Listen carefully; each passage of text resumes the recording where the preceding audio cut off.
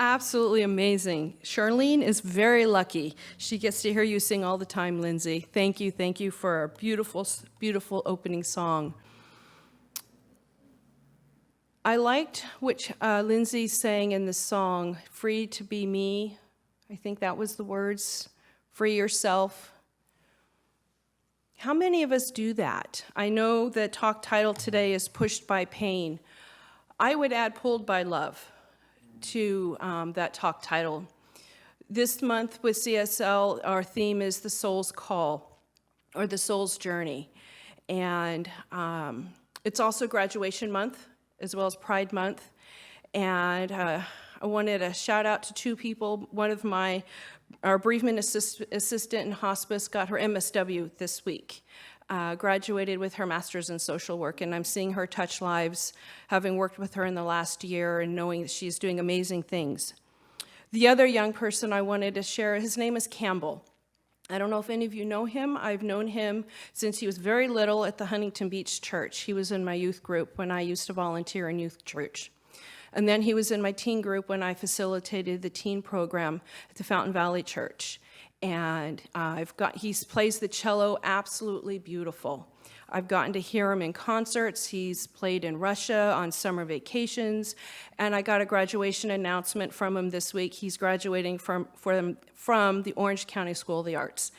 And he's been here before. His parents, long time, have been here. And it's been such a joy to watch Campbell grow up from afar, but to participate in special events with him. He did a reception here a couple of years ago.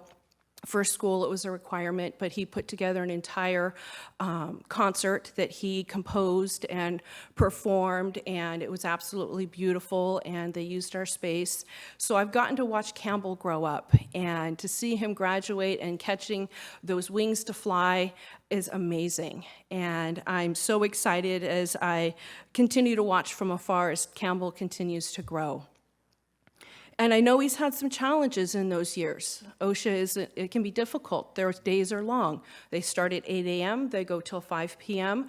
There's rehearsal, performances, homework, all of that involved. So I definitely know that he put his all into it. But what I want to talk about is, how is Spirit calling you? And what is it that is being drawn to you in your life? I mentioned Rosie earlier that she let me know about Reverend David, but she also gifted me a CD of a talk that I had never heard before. And I don't know how it made its way into a CD, but it was the Reverend Dr. Peggy Bassett, who was the senior minister when I started attending our philosophy in the 80s. And I loved her. I loved all of her messages. I didn't go to youth church, so I could hear her on Sundays. So I popped the CD into my car last week, and I've probably listened to it about 8 times already. But her talk title that day is "Who Said Life is Perfect?" And it was a talk that was amazing. So I'm going to share parts of it during my talk today, because I wanted you to hear a little bit about how Dr. Reverend Peggy used to share with all of us, and the way that she opened metaphysics to teaching us in her words, in her actions, as she modeled them in her life. For those of you who don't know, she, at the end of her life, had ALS. And during this particular talk, she was in a wheelchair. And she had taken a year off of church to figure out what was happening and work with her own health. And so she called it a 9-month checkup that she was sharing that day. So what I wanted to talk about with her is, she referred to life as pictures. What is showing up in your life that either meets or it doesn't meet the pictures you have in your mind? We may call them beliefs now or thoughts, but she used the word pictures. And I like that term because it's a visual in my mind. Many of us have spent the last 16 months in pain for a variety of reasons. And I want to honor that today. Our lives were changed overnight. Our kids came home from school one night not knowing they weren't going back the next day for a very long time. Our work either went away, was put on hold, or went remote like mine did. I'm very grateful. I continued to have my position at my work. It moved completely remote. Where I used to be in patient homes, talking with people, I went remote overnight. And grateful to be able to provide that care and that support to the families and our patients, but at the same time honoring and recognizing that was a huge shift when we didn't know what was happening. We were able to continue our services here at church through Zoom and Facebook Live. Very grateful for technology to stay connected, that human connection. And when we have that opportunity to recognize and remember who we are, of children of the Most High, we can see in that moment where there may be things that are happening that don't meet our pictures, as Dr. Peggy Bassett might share. That doesn't mean it's not Spirit having its way within, through, and as us. The timelines might be off, we don't know, because the human condition, the human experience that we're having has a timeline, but Spirit is birthless, deathless, timeless, changeless. It's always expressing itself through and as us. I liked when Lindsay sang about be yourself, and Janice, when she was talking about in her invocation about what is it that's calling your soul? What is it that is calling you to be? And sometimes when we get that visual of what it is or that feeling, it might take more time than we expect for it to manifest, to show up. For example, I know exactly when mine happened. I was 18. I was at the Huntington Beach Church, and we had a show called Dream the Impossible Dream. Eric Strom was our music director at the time, and if any of you ever got a chance to meet Eric, he was over the top. And he was fun. And he was singing a song at the end of the show, Dream the Impossible Dream, and he invited those of us who wanted to participate by acting out what it is that we felt called to do, what was our soul calling itself forth to do. We had Woman for President. We had a mom reading to her daughter. We had people coming out with all kinds of costumes, chef, whatever. I was honored to wear Dr. Linda McNamar's ministerial robe. And she even let me wear her stole, which I can still feel. I was 18.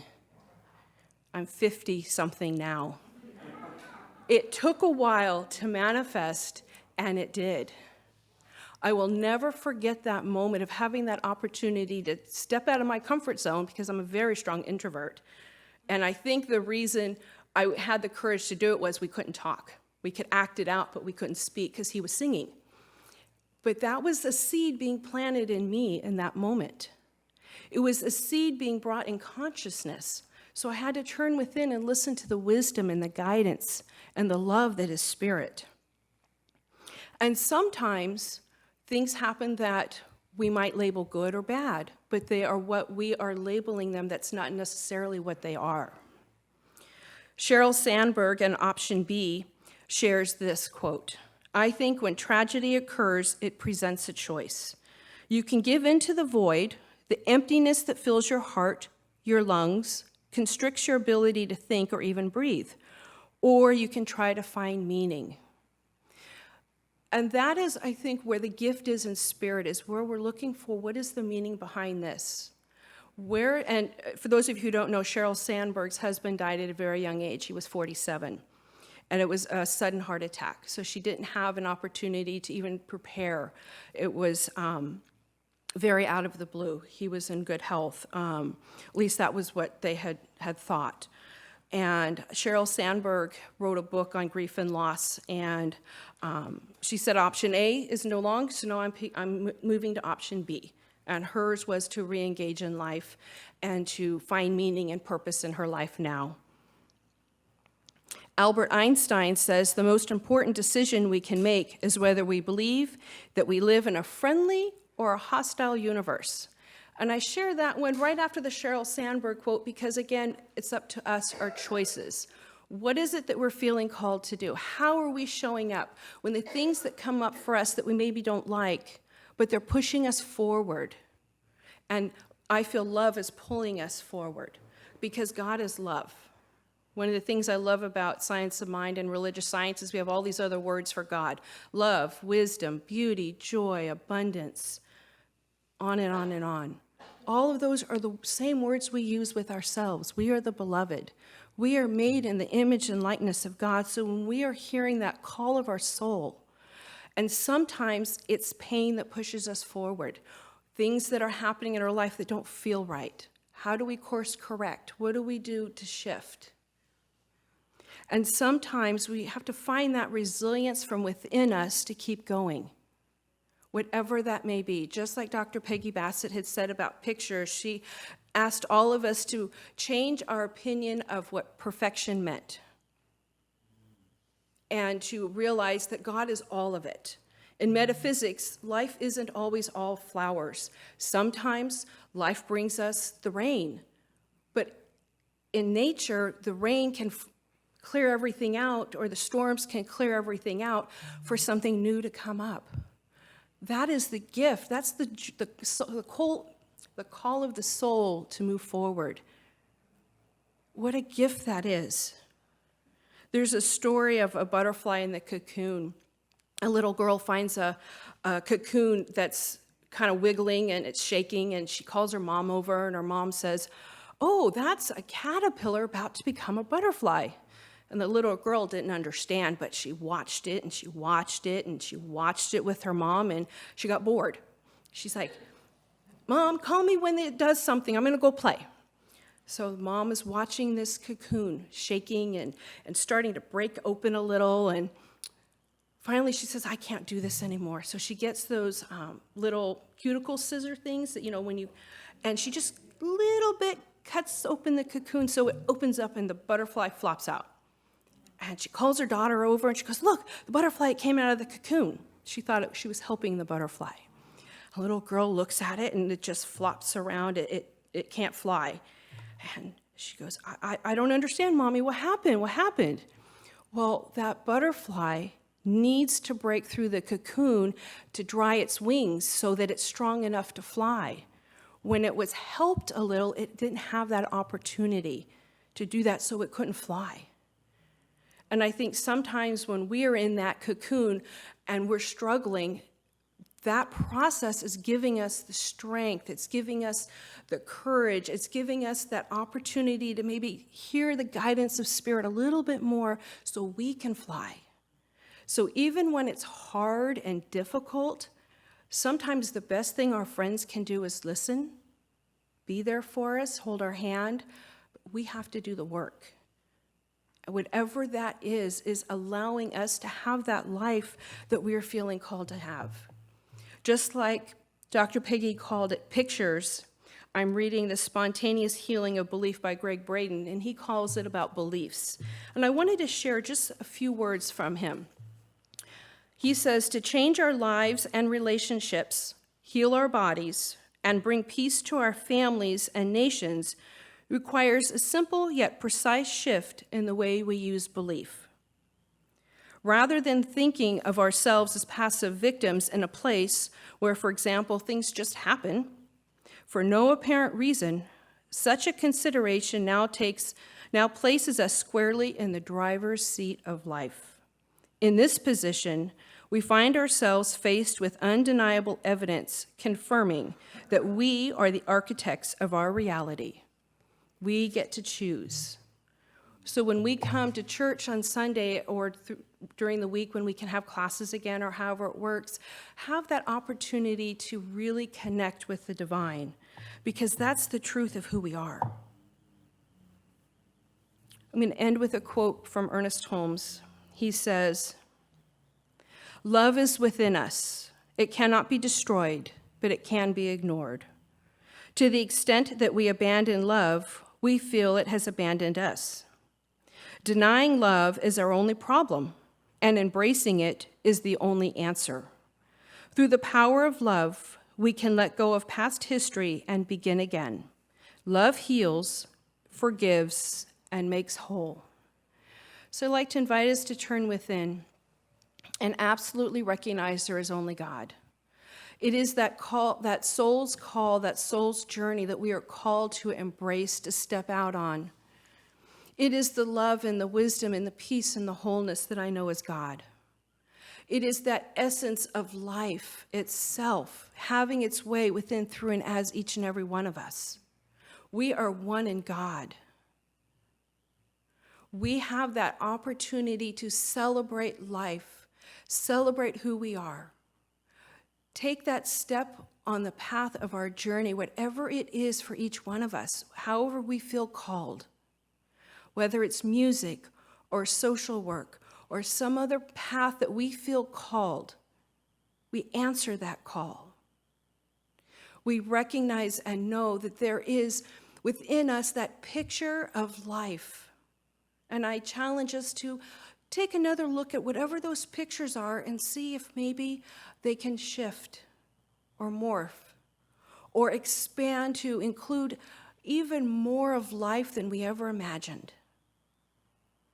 When we have that opportunity to go to prayer, to listen to the still small voice, the wisdom, the guidance of life, the teachers along the way guide and direct us. That is Spirit right here and right now. Whether they're from Reverend Dr. Peggy Bassett, who was a teacher in my early days, to Reverend Linda McNamara, Reverend Josh, Reverend Nicole, the practitioners and the many friends I've made along this beautiful journey called life. We all have those who call us forth, who challenge us, who encourage us, who support us, who pick us up when we're struggling, or lay down with us until we have the strength to get up. That is life having its way within, through, and as us. That is the gift that we are to one another. Whether I label it good or bad, painful or blissful, it's all the divine expressing itself through us. So grateful to be here this morning. We surround and enfold Reverend Nicole in love and light right here and right now. Anyone we may be knowing in our own personal lives, in our own prayer lists, we send them love and light and know that God is present right there. As I release my word into the law, I already know it is done with grace and with ease, with love, with joy. Grateful for this moment of prayer. I release my word into the law where I know it is done. I let it be, and so it is. And so it is.